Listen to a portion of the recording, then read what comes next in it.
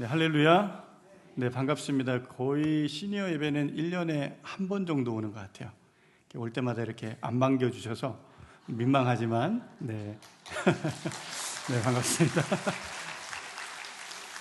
제가 뒤에서 이제 찬양을 하면서 우리 권사님들, 또 우리 장로님들, 우리 집사님들 모습 보면서 오늘 이분들이 계셨기에 여의도 침례교회가 이렇게 든든히 서 있겠구나라는 생각이 들었습니다. 믿으시죠? 네, 그 걸음 저희도 잘 따라갈 수 있도록 하겠습니다. 어느 할머니가 이제 돌아가시기 전에 이런 유언을 남겼다고 합니다. 가족들이 유언장을 읽는데 마지막 문장이 이랬습니다. 내 전 재산은 나에게 1년에 한 번이라도 전화했던 사람에게 간다. 네, 내 모든 재산은 1년에 몇 번이요? 단 한 번이라도 전화했던 사람에게 간다 했는데, 그래서 남은 재산은 누구한테 갔을까요? 콜센터 직원에게 갔다고 합니다. 네, 제 이야기를 듣는데 어머님에게 전화드려야 되겠다라는 생각을 하게 되었습니다. 많이 바쁘고 분주한 가운데 참 또 5월이고 가정의 달인데 전화 받고 계시죠? 잘 받고 계시죠? 네, 여기서 반응을 안 하시면 이상해집니다. 끄덕끄덕 해주셔야 됩니다. 자, 사랑하는 성도 여러분, 우리 인생의 황혼기에 접어들면서 우리는 자연스럽게 자신이 걸어온 길들을 되돌아보게 됩니다. 그리고 자녀들에게 무엇을 남겨줄지 고민하게 되는 시기이죠. 재산, 또 명예, 지식도 중요하지만 그보다 더 값진 유산이 있습니다. 바로 신앙의 유산입니다. 오늘 여호수아는 이스라엘 백성에게 이렇게 말하죠. 오직 나와 내 집은 여호와를 섬기겠노라. 이 고백은 단순한 결단이 아니라 가문 전체를 하나님께 드리는 선언이었습니다. 오늘 우리 여호수아의 이 고백을 통해 우리 가정이 하나님을 섬기는 집이 되는 결단하는 시간을 갖고자 합니다. 자, 우리의 자녀와 손조들에게 살아있는 신앙의 유산을 물려주는 것이야말로 가장 값진 선물이 될 줄 믿습니다. 자, 오늘 이 말씀을 중심으로 우리는 세 가지를 한번 결단했었으면 좋겠습니다. 첫 번째는 기억하라입니다. 한번 따라해 보겠습니다. 기억하라. 네, 하나님이 우리를 어떻게 인도해 주셨는지 기억하라는 말씀입니다. 오늘 본문은 아니지만 13절 말씀을 우리 같이 읽어보도록 하겠습니다. 내가 또 너희가 수고하지 아니한 땅과 너희가 건설하지 아니한 성읍들을 너희에게 주었더니 너희가 그 가운데 거주하며 너희는 또 너희가 심지 아니한 포도원과 감난원의 열매를 먹는다 하셨느니라. 자, 여호수아는 이제 생애의 마지막 순간에 이 마지막 유언처럼 이스라엘 백성들을 모아서 이제 그 앞에 서서 하나님께서 어떻게 이 이스라엘을 인도해 주셨는지 설명을 하고 있는 것이 1절부터 13절까지의 말씀입니다. 이 말씀을 간단하게 요약을 해본다면요, 아브라함을 갈대아 우르에서 내셨던 하나님께서 애굽에서 종살이하던 이 백성을 강한 손으로 이끌어내신 하나님에 대해서, 그리고 홍해를 가르고 광야에서 만나와 메추라기를 공급해 주셨던, 그리고 가나안의 수많은 적들을 물리치게 해주신 그 하나님, 그 하나하나를 되새기며 지금 1절에서 13절까지 말씀하고 있습니다. 왜 여호수아는 이 과거의 이야기를 꺼냈겠습니까? 그것은 우리가 하나님의 은혜를 잊을 때 믿음이 약해지기 때문이라는 거예요. 자, 우리가 과거에 이 하나님의 은혜를 잊으면 무엇이 약해진다고요? 믿음이 약해진다는 거예요. 기억하는 것이 곧 믿음을 다시 세우는 첫걸음인 줄 믿으시기 바랍니다. 기억하는 것만으로 그 믿음이 다시 세워진다는 것이죠. 우리도 마찬가지지요. 우리의 지난 세월을 돌아보면 얼마나 많은 순간들이 있었습니까? 수술실 앞에서 떨며 기도했던 순간. 저는 저희 어머님이 뇌수술을 2번이나 하셨거든요. 첫 번째 수술일 때 그 응급실 상황인데도 저희 온 가족이 그 침대 베드를 둘러 앉아가지고 어머니 몸에 손을 얹고 같이 기도했던 그런 기억이 지금도 생생합니다. 자, 자녀의 반항에 눈물로 엎드려졌던 그런 순간들, 밤들이 있었을 것입니다. 경제적 위기 속에서도 하나님의 손길을 붙잡고 우리를 살려주셨던 그런 기억들이 우리에게 있지는 않습니까? 사랑하는 성도 여러분, 여러분들이 하나님이 살아계신 증인인 줄 믿습니다. 자, 그리고 이 이야기를 우리는 자녀들과 손주들에게 들려주어야 한다라는 거예요. 이것은 성경을 암송하는 것보다 더 강력한 메시지라는 것입니다. 내 인생에서 하나님이 어떻게 일하셨는지를 들려주는 것이 간증이죠. 믿음은 교리만을 통해 전해지지 않습니다. 성경적인 지식만으로 전해지는 것이 아니라는 것이죠. 믿음은 이야기로, 또 경험으로, 눈물 섞인 고백으로 전해지는 줄 믿으시기 바랍니다. 그래서 오늘 여호수아는 13절에 이렇게 말씀합니다. 내가 또 너희가 수고하지 아니한 땅과 너희가 건설하지 아니한 성읍들을 너희에게 주었더니 너희가 그 가운데 거주하며 너희는 또 너희가 심지 아니한 포도원과 감람원의 열매를 먹는다 하셨느니라.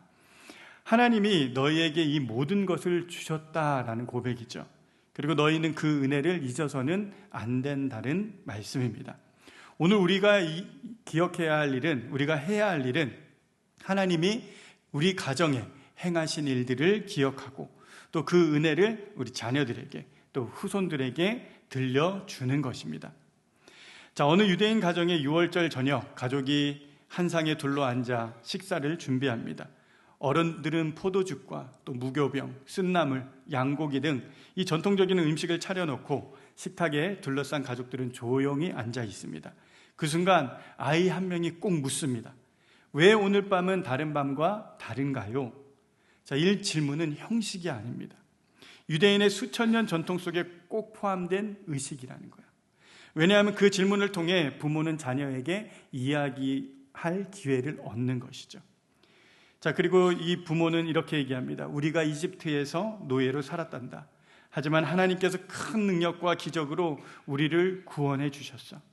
문설주의 어린 양의 피를 바른 그 밤, 죽음의 사자가 우리의 집을 넘어갔고 그날 밤 이후 우리는 자유인이 되었단다.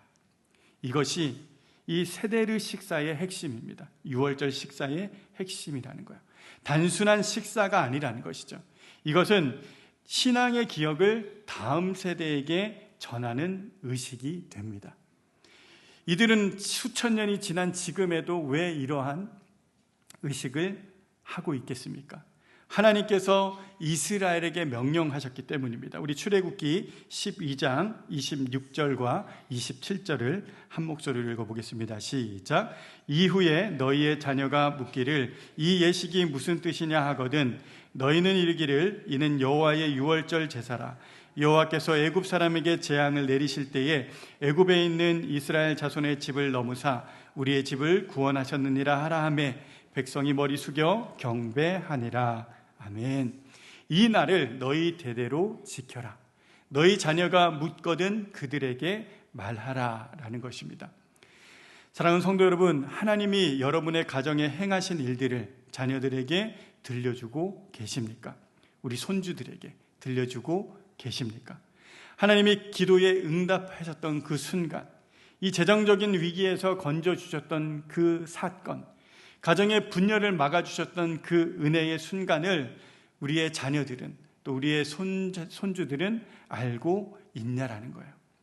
기억하십시오. 신앙은 강요해서 물려지는 것이 아니라 간증을 통해 자연스럽게 흘러가는 것입니다. 강요가 아닌 간증이라는 거예요.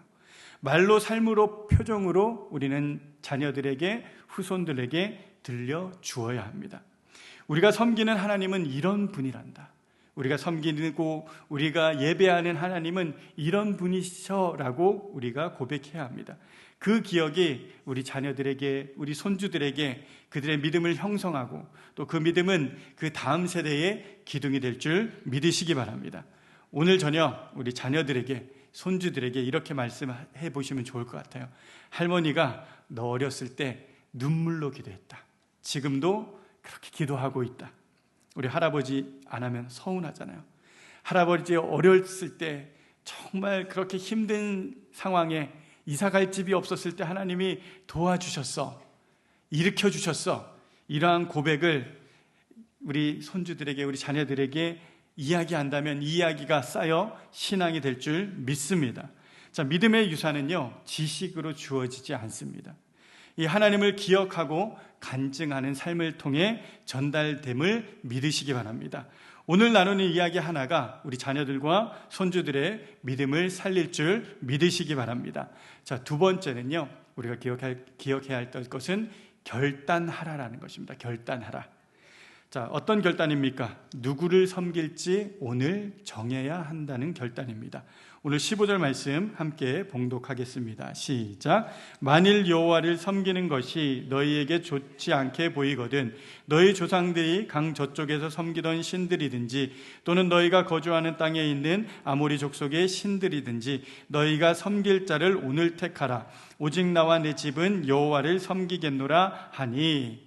자, 오늘 본문에서 여호수아는 이렇게 외칩니다. 너희가 섬길 자를 오늘 택하라. 그리고 이어 말하죠. 오직 나와 내 집은 여호와를 섬기겠노라. 아멘. 자, 이 말씀은 나 혼자 하나님을 따르겠다라는 결심이 아닙니다. 우리 가족 전체가 하나님을 따르겠다라는 믿음의 선언입니다. 자, 여러분들 노년에 이르면 인생에 많은 선택이 지나갔죠. 직업, 결혼, 자녀의 교육, 이 대부분의 중요한 결정은 이미 끝났다라고 생각하기 쉽습니다. 하지만 가장 중요한 선택은 지금도 유효하다라는 거예요. 어떤 선택입니까?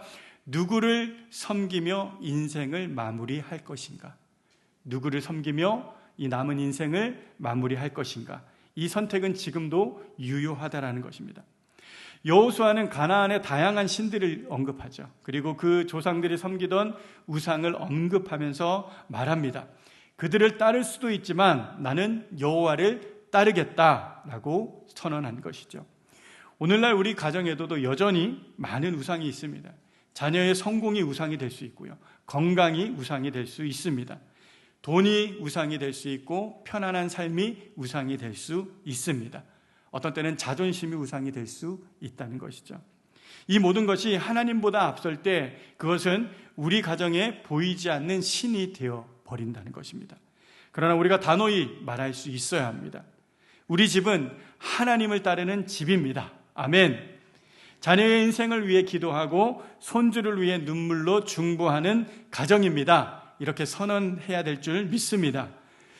여러분들 잘 아시는 이야기인데요. 1956년 젊은 미국의 선교사 짐 엘리엇은 하나님께 부르심을 받아 에콰도르라는 곳에 오지의 부족 아우카족을 전도하기 위해서 그 지역으로 들어갑니다. 그의 친구들과 함께 열정을 품고 준비를 했죠. 복음이 전해지지 않는 그 땅에 이 하나님의 그 복음을 증거하기 위해, 사랑을 전하기 위해 그 땅에 들어가는데 이 선교 시작 며칠 만에 그들은 원주민들의 창에 찔려서 모두 순교하고 맙니다. 그 당시 짐 엘리엇의 나이는요 고작 28살이었어요.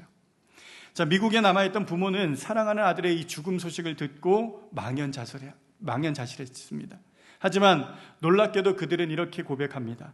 그의 생명은 원래 하나님께 드린 것이었습니다. 하나님께서 그 생명을 거두신 것을 우리가 거절할 수는 없습니다.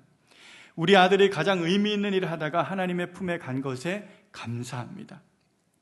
세상에서 보기에 아들의 죽음은 비극이었죠. 하지만 이 부모의 우리는 여호와를 섬기겠습니다라는 결단은 삶으로 다시 한번 선택하게 되었습니다. 그리고 그들의 믿음은 헛되지 않았습니다. 짐 엘리엇의 죽음 이후에 그의 아내 엘리자베스가 다시 그 부족을 찾아가 복음을 전하죠.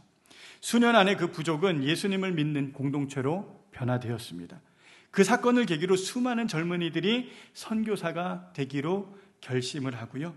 수천 명의 영혼이 복음을 듣게 된 사건으로 이어지게 되었습니다. 사랑하는 성도 여러분, 우리는 말로는 하나님을 섬기겠다 말하죠. 하지만 우리의 삶 가운데 정작 하나님을 선택하고 계십니까? 자녀는 부모의 믿음의 결단을 보고 배우는 법입니다. 오늘 내가 누구를 섬길 것인지는 오늘 내 자녀의 그 신앙의 방향을 결정하는 강력한 메시지가 될 줄 믿으시기 바랍니다. 오늘 이 짐 엘리엇의 부모의 그 고백처럼 오늘 우리도 다시 한번 하나님을 섬기기로 결단하십시다. 그리고 그 결단을 우리 자녀들에게, 우리 후손들, 자녀들에게 보여주십시다. 결단은요, 말로 끝나지 않는다는 거예요. 결단은 삶의 방향을 바꾸는 행동으로 이어져야 합니다. 삶의 행동으로 바뀌면 우리가 기도의 자리로 다시 나아가게 되고 성경을 다시 피게 되고요. 자녀에게 진심 어린 이 믿음의 이야기를 다시 꺼내야 할 줄 믿으시기 바랍니다. 그리고 꼭 기억하십시오. 내가 하나님을 택하는 이 결단은 자녀 세대에게 영적 기준을 제시하는 강력한 나침반이 될 줄 믿습니다. 우리 자녀들은요, 우리 말을 다 잊어버릴 수 있어요. 하지만 부모의 결단하는 그 모습은 절대로 잊지 않을 줄 믿으시기 바랍니다. 사랑하는 성도 여러분, 믿음은 결단 없이 전달되지 않습니다. 오늘 우리의 믿음의 결단, 오늘 내가 누구를 섬길지 결정하는 것, 정하는 것, 그것이 믿음의 유산의 시작이 될 줄 믿습니다. 오늘 이러한 결단이 저와 여러분들 가운데 임하기를 주님의 이름으로 축원드립니다. 자, 마지막 세 번째입니다. 세 번째는 전수하라라는 겁니다. 첫 번째가 무엇이었죠? 기억하라. 두 번째는 결단하라. 세 번째는 전수하라라는 것입니다. 다음 세대에게 신앙을 물려주라는 것이죠. 오늘 본문에 우리가 읽은 본문은 아닌데요, 22절 말씀 같이 한 목소리로 읽어보겠습니다. 여호수아가 백성에게 이르되 너희가 여호와를 택하고 그를 섬기리라 하였으니 스스로 증인이 되었느니라 하니 그들이 이르되 우리가 증인이 되었나이다 하더라.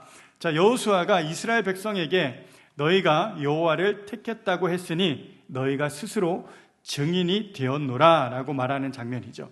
이 장면은 매우 중요한 장면입니다. 그것은 단순한 고백이 아니라 다음 세대에게 남겨질 신앙의 증거였기 때문이에요.